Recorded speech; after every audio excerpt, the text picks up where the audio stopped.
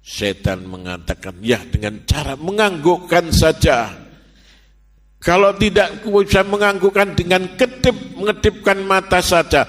Yang penting kamu sudah tunduk manut kepada saya, kata setan atau iblis tadi. Maka Basija akhirnya mati dalam keadaan kafir karena menyembah iblis.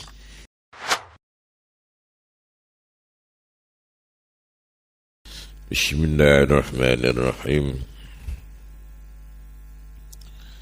Jamaah ingkang kula hormati,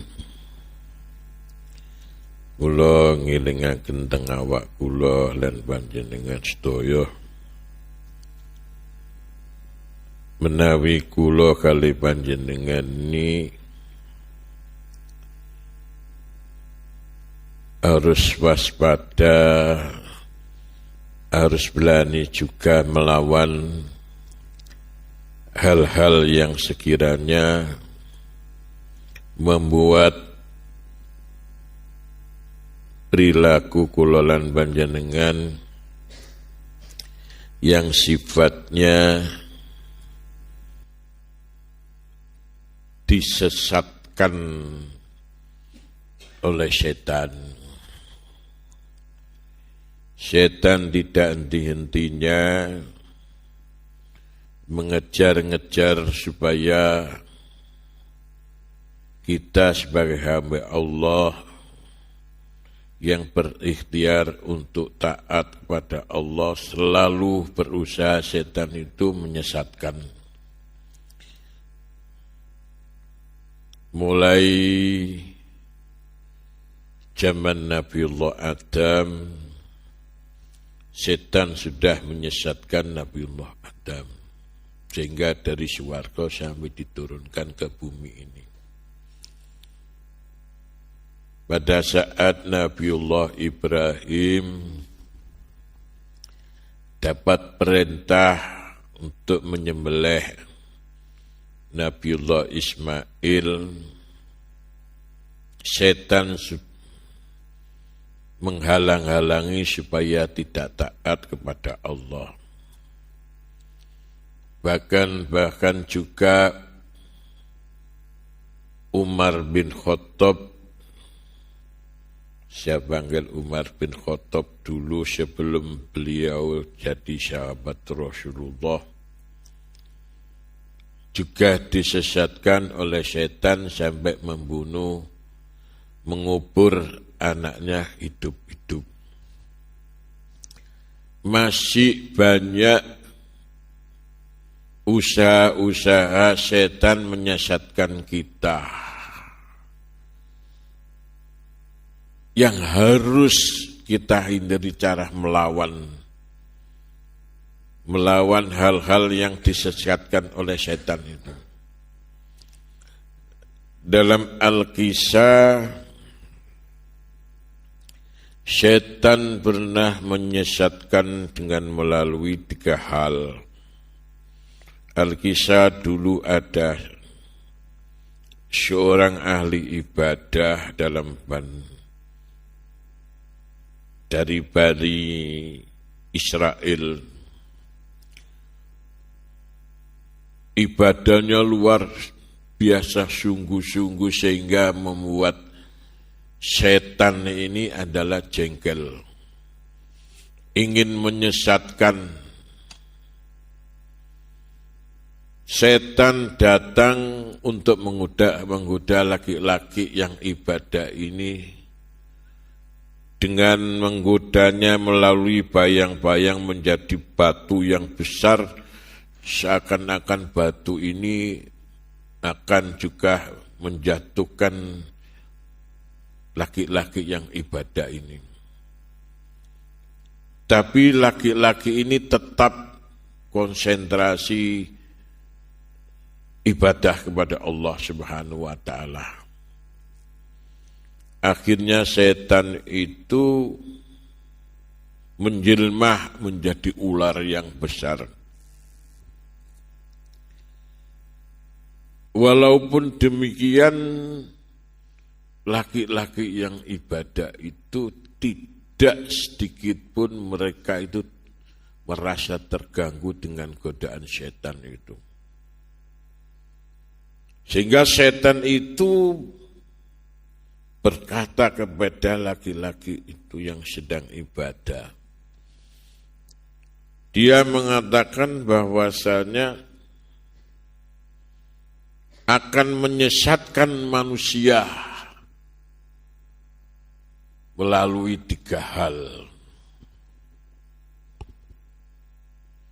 Yang pertama, menjadikan orang itu dengan pelit.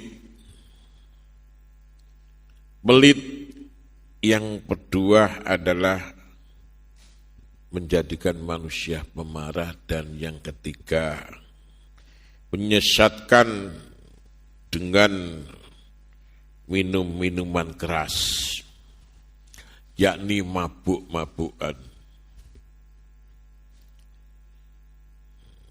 Setan menyesatkan orang dengan pelit.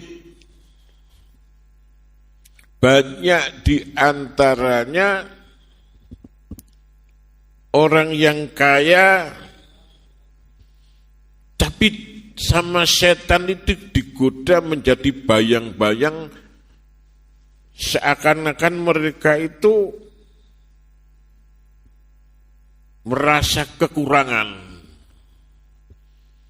Jadi orang yang kaya, yang uangnya banyak itu dibuat sama setan itu bayang-bayang seperti kekurangan masalah keuangan itu. Sehingga dia menjadi pelit. Karena pelit, mereka tidak mau untuk mengeluarkan sedekah dan amal. Ada merasa ketakutan kalau kekurangan keuangannya tadi itu, ekonominya. Ini disesatkan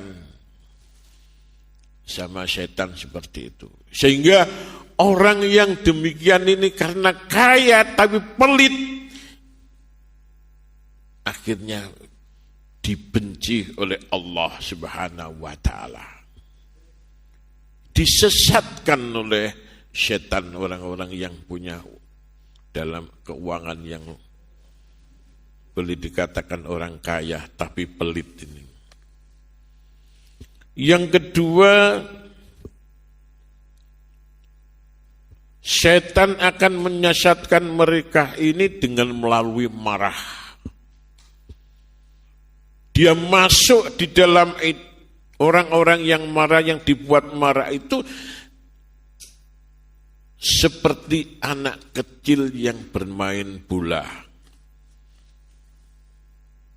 Ini kalau sudah boleh dikatakan anak kecil main bola itu nyaduk saenake dhewe. Jadi bolanya diarahkan, tidak akan juga mereka itu takut kena kaca, kena TV, kena kalau main-main di dalam ruangan. Pokoknya ngawur disaduk dan mawon ini anak kecil. Sehingga kita sering melihat orang yang marah tidak segan-segan dengan emosinya itu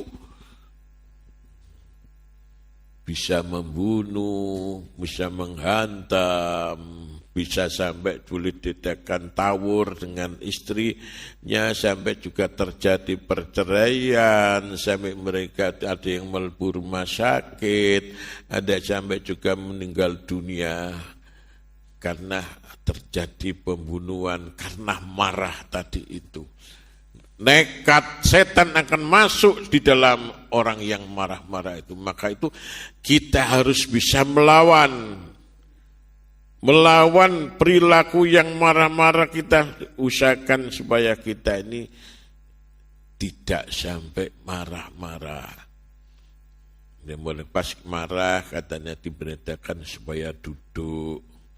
Kalau tidak gitu ambil air wudhu, banyak istighfar, mohon pada Allah. Ini.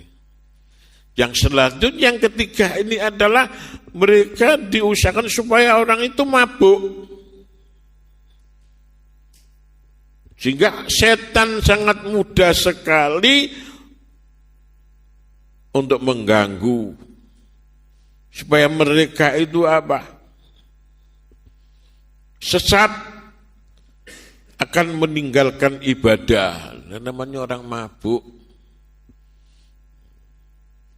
Karena mabuk mereka sudah tidak sadar lagi. Makanya kalau ada orang mabuk itu boleh dikatakan sholatnya tidak sah kalau orang itu sholat. Apalagi menjadi imam. Kalau sudah mabuk, mungkin sudah tidak kenal lagi dengan waktu sholat. Ya, tidak kenal lagi dengan melakukan kebaikan-kebaikan. Ya, yang seperti ini mudah sekali untuk disesatkan karena sudah mabuk. Jamaah yang dimuliakan oleh Allah, mungkin panjenengan sudah pernah mendengar kisah Al-Basisah. Bersisa ini ahli ibadah, ibadahnya sangat baik, buktinya sangat baik, dan muridnya sendiri sampai ada 60.000. Yang mayoritas itu muridnya adalah yang punya keimanan yang kuat sampai boleh dikatakan bisa terbang. Ini dikisahkan oleh Syekh Taqiyuddin Al-Hambali dalam satu kitabnya Masaib Al-Ihsan. Ini dijelaskan di situ. Malaikat itu heran melihat Basisah ini sampai mempunyai murid sebanyak 60.000 yang semua murid itu menjadi ulama, menjadi wali Allah. Ini disampaikan oleh Allah Subhanahu wa Ta'ala, heran ini. Tapi Allah itu negur malaikat itu. Kamu tidak tahu apa yang saya tahu. Bahwasanya Al-Basisah ini nanti meninggalnya adalah meninggal masuk neraka, kafir. Ini jamaah yang ditakutkan para ulama itu pada titik akhir hidupnya meninggal dalam keadaan kafir ini. Bagus sekarang ibadahnya baik, khusyuk. Al-Kisah hal ini didengar oleh iblis, dan iblis menyerupai manusia mendatangi Al-Basisah. Dia sowan kepada iblis menyerupai manusia mendatangi Al-Basisah, dan dia ingin juga ibadah yang khusyuk. Tapi Al-Basisah memberikan contoh ibadah yang luar biasa. Selama 3 hari mereka ibadah terus, tidak makan dan tidak minum, sehingga menjadikan Al-Basisah itu adalah heran. Akhirnya Al-Basisah tanya kepada iblis yang menyerupai manusia itu, kok sampai kuat buat ibadah koyok gitu, itu bagaimana caranya? Iblis mengkhianati Al-Basisah, datangi Al-Basisah. Kalau ingin menjadi yang khusyuk ini, kamu harus melakukan sesuatu yang dilarang oleh Allah, kemudian kamu harus tobat, betul-betul tobat, mendekatkan diri kepada Allah, baru itu nanti kamu tahu akan ibadah yang bagus. Bagaimana caranya? Katanya Al-Basisah, kamu harus keluar dari daerah ini, datanglah kepada di daerah sana, di mana di daerah itu adalah ada kepada wanita yang cantik yang jual minum-minuman keras. Karena setan tadi itu menggoda. Allah itu Maha Pengampun. Kamu itu doanya dikabulkan oleh Allah, banyak dikabulkan oleh Allah. Silakan mencoba kamu berzina saja, nanti Basisa tidak mau kalau berzina. Kalau gitu membunuh orang saja nanti. Basisa tidak mau, kalau begitu minum minuman keras saja. Al-Basisa baru kemudian mereka itu melaksanakan atau membeli minuman keras itu. Setelah minum minuman keras, akalnya sudah tidak sehat lagi. Melihat penjualnya sangat cantik, setan menggodanya. Basisa penjualnya itu sangat cantik sekali, senyum-senyum, tertawa-tertawa dengan kamu. Mungkin setan itu tidak sendiri, sehingga Al-Basisa senang melihat itu dengan penjualnya yang cantik itu. Ya, penjualnya digoda, sehingga melakukan perzinahan dengan wanita penjual tadi itu. Ketahuan sama suaminya penjual minuman itu, suaminya marah-marah, terjadi perkelahian. Akhirnya Basisa itu membunuh suami daripada wanita yang penjual minuman keras itu.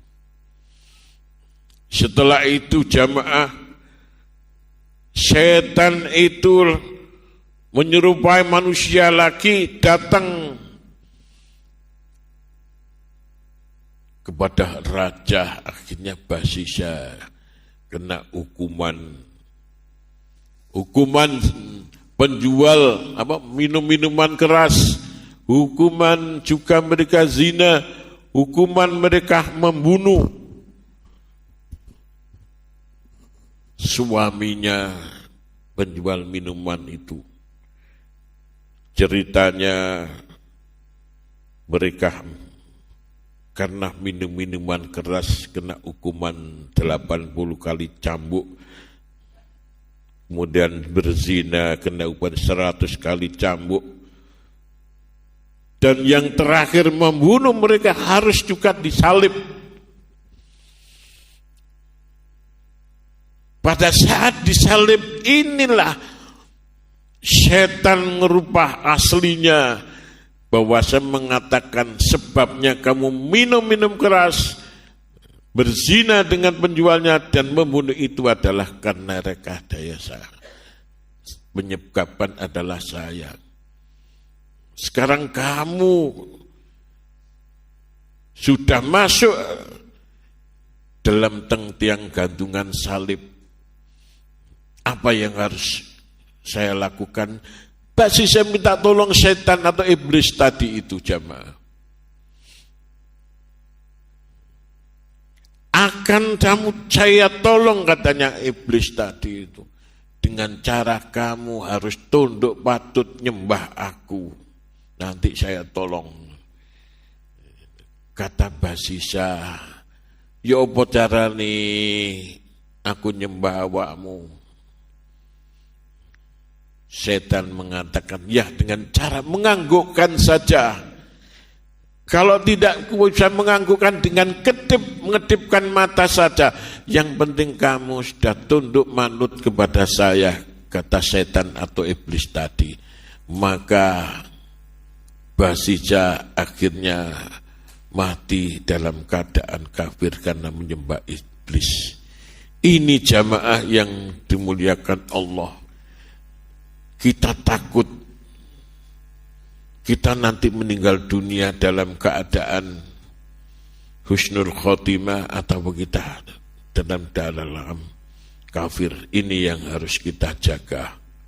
Untuk itu saya sering juga subuh berdoa, Ya Allah, wafatkan kami dalam keadaan iman, Islam, husnul khotimah dalam kita. Ini kita takut bahwasanya jangan sampai nantinya kita ini wafat karena ya menyembah dari iblis seperti yang dilakukan oleh Basisa. Saya kira tidak mungkin seperti itu, namun kita jaga-jaga. Dalam syakaratul maut, setan selalu mendekat dan menggoda kita supaya kita meninggal dalam kesyirikan, jangan menyembah manut dalam perilaku-perilaku iblis atau setan juga. Wallahu a'lam. Bismillahirrahmanirrahim. Allahumma salli wa sallim ala sayyidina Muhammad ala sayyidina Muhammad sallallahu alaihi Muhammad sallallahu alaihi Muhammad. Bismillahirrahmanirrahim. Allahumma salli sunatan takulana walitin shifa wa hajatan wa tatfalna kullahum la bala. Allahumma basyara habirun bi hajatin syami'un basyirun fi qulubi bismika jam'an tasyad bi rahmatika arhamar rahim. Allahumma ighfir lana dzunubana wa li walidina warhamna shiwara. Rabbana atina fid dunya hasanah wa fil akhirati hasanah wa qina adzabannar. Walhamdulillahi rabbil alamin. Al-Fatihah. Bismillahirrahmanirrahim. Assalamualaikum warahmatullahi wabarakatuh.